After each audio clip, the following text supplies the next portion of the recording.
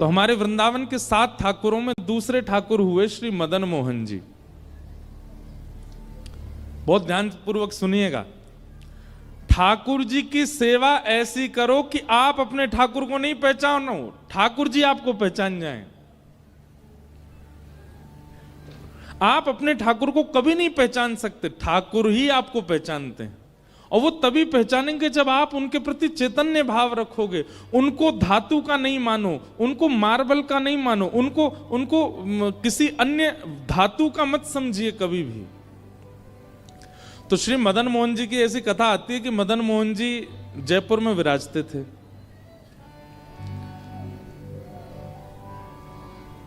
और वहां के राजा जो थे उनकी बेटी मदन मोहन जी की सेवा करती थी। तो पुत्री का जब विवाह निश्चित हुआ, बहुत ध्यानपूर्वक सुनिएगा, पुत्री का जब विवाह निश्चित हुआ तो बेटी ने अपने पिता से कहा, बोले पिताजी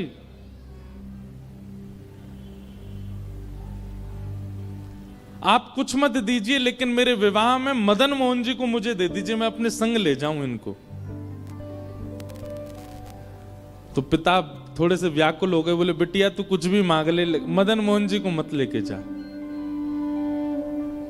बेटी ने कहा, बोले कि और कुछ नहीं चाहिए, केवल मदन मोहन जी चाहिए, मैंने इनकी बड़ी सेवा की बचपन से, आप केवल इनको मुझे दे दीजिए। तो पिता और पुत्री दोनों ही सेवा के इतने लोभी थे। देखो, लोभ संसार में हो तो बुरा, सेवाओं में तो बुरा नहीं है। मैं तो कथाओं में कहा करता हूं कि जितने भी अवगुण है ना, वो अवगुण बुरे कब बन जाते हैं? जब वो संसार में होते हैं। क्रोध बुरा कब? जब संसार में।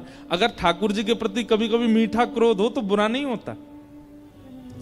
लोभ बुरा कब है? जब संसार में। लेकिन वही लोभ भक्ति में हो, कथा में हो, नाम जप में हो तो बुरा नहीं है।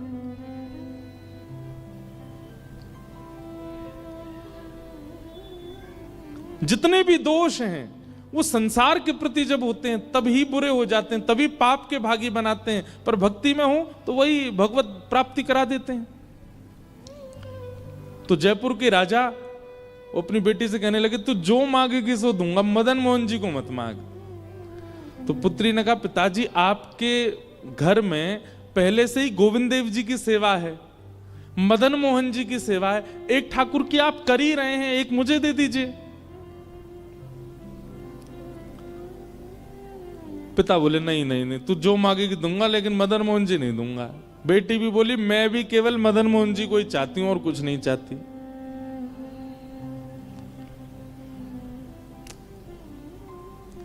पिता ने कहा, चल ठीक है, एक काम करते हैं। बोले क्या? मैं तेरे सामने 5 मूर्तियां रखूंगा और तेरी आंखों पे पट्टी बांधूंगा।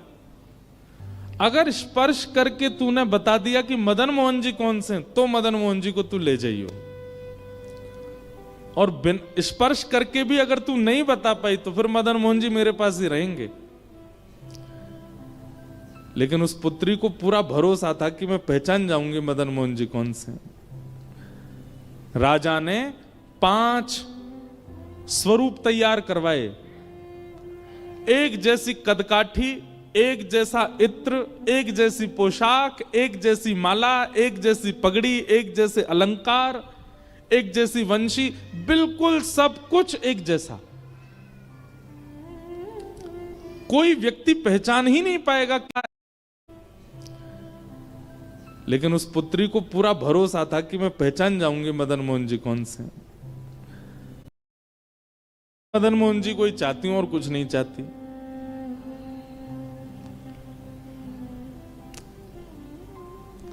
पिता ने कहा, चल ठीक है, एक काम करते हैं। बोले क्या? मैं तेरे सामने 5 मूर्तियां रखूंगा और तेरी आंखों पे पट्टी बांधूंगा। अगर स्पर्श करके तूने बता दिया कि मदन मोहन जी कौन से, तो मदन मोहन जी को तू ले जाइयो। और बिन स्पर्श करके भी अगर तू नहीं बता पाई तो फिर मदन मोहन जी मेरे पास ही रहेंगे। लेकिन उस पुत्री को पूरा भरोसा था कि मैं पहचान जाऊंगी मदन मोहन जी कौन से।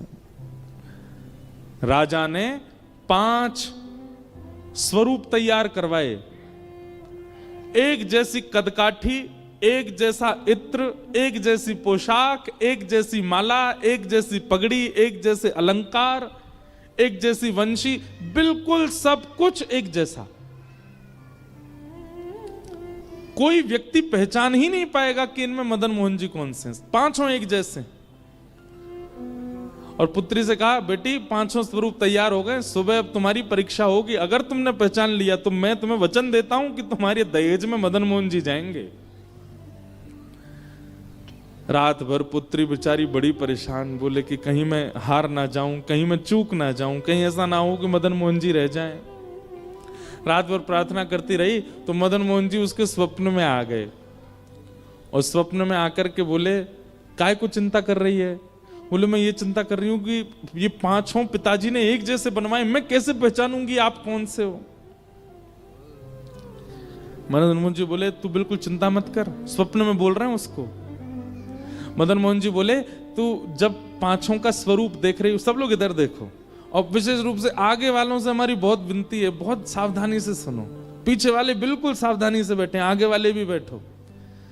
तो मदन मोहन जी स्वप्न में बोले, एक काम कर। बोले, क्या? कल जब पांचों को तू देखे ना, तो मुख देखने के बाद, वक्ष देखने के बाद, चरण देखने के बाद, जो ऐसे भुजा होती है ना वंशी बजाने वाली, त्रिभंग ललित स्वरूप है, उन भुजाओं के ऊपर हाथ फेरियो। और बोले, देखते देखते जिस स्वरूप की उंगली खड़ी हो जाए, समझ जाना वही मैं हूं। और तू पिता को बता दियो कि ये रहे मदन मोहन जी। ठाकुर जी ने क्या कहा? जिस स्वरूप की उंगली ऐसे खड़ी हो जाए तेरे स्पर्श से, तू बस पकड़ करके बोल दो, पिताजी यही मदन मोहन, वो मैं ही हूंगा। अब देखो इस कथा में क्या है कि भक्त ठाकुर जी को नहीं पहचान रहा है, ठाकुर जी भक्त को पहचानेंगे। ठाकुर जी भक्त के पास रहना चाहते हैं। सोचो, विचार करो कि उस राजा की पुत्री की भक्ति कैसे होगी कि ठाकुर जी अपने जड़ स्वरूप में उंगली खड़ी कर देंगे। इसका मतलब क्या है? ठाकुर जी जड़ हैं नहीं, ठाकुर जी चैतन्य ही है। ये तो हमारी भक्ति की न्यूनता, हमारी भक्ति स्वभाव की सूक्ष्मता है कि हमको उनमें जड़ का अनुभव होता है, हमको उनमें जड़त्व का अनुभव होता है।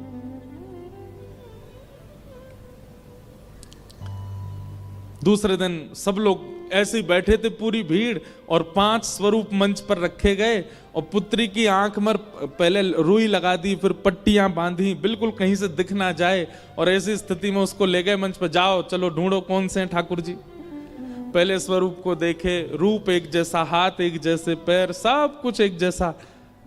स्पर्श करते करते जैसी उसने वास्तविक मदन मोहन जी को छुआ, सोई मदन मोहन जी ने अपनी उंगली उठा दी और जैसी उंगली का स्पर्श किया, उसने कहा, पिताजी ये हैं मदन मोहन लाल जी।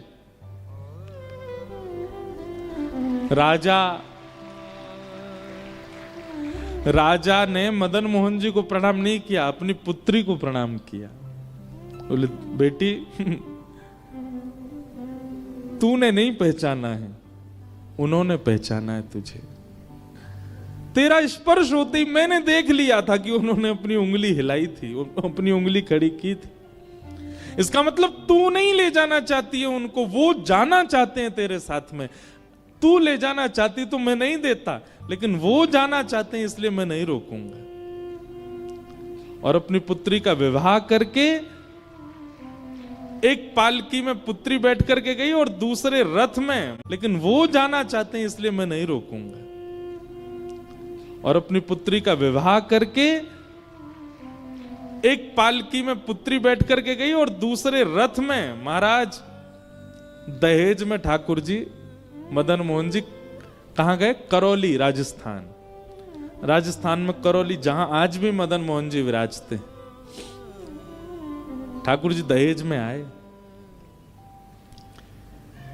ऐसी भक्ति कब प्रकट होती है? जब ठाकुर जी के प्रति चैतन्य भाव हो। अभी मैं कुछ दिन पहले एक न्यूज देख रहा था, एक माता जी कह रही थी, कुंभ में मेरे ठाकुर जी खो गए। मैंने कहा, भैया बेटा खो जाते, भैया खो जाते, माता पिता खो जाते, ठाकुर जी खो गए? कुंभ में ठाकुर जी खो गए, उनके सेवा के ठाकुर जी।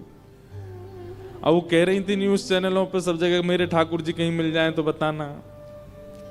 हम उन मां के प्रति संवेदना व्यक्त करते हैं, लेकिन एक बात हम यह भी स्पष्ट करते हैं कि यदि सेवक ने भाव से सेवा की होगी, सेवक ने बहुत प्रेम दुलार लाड़ किया होगा, तो ठाकुर जी स्वयं आ जाएंगे।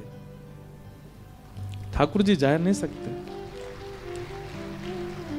हमारी बात को आप कहीं लिख लीजिएगा, ठाकुर जी जड़ इसलिए हैं, मुझे और आपको चुनौती दे रहे हैं। ठाकुर जी बोले तेरी भक्ति में सामर्थ्य हो, तुझ में सामर्थ्य हो, तो तू मुझे चैतन्य बना के दिखा। मैं कथा में कहा करता हूं, एक खेल खेलते थे हम बचपन में, सब लोग इधर देखो, एक खेल खेलते थे, पता नहीं आपके झारखंड में खेलते हैं कि नहीं बच्चे। आजकल तो फोन आ गए ना, तो बच्चों ने फिजिकल गेम्स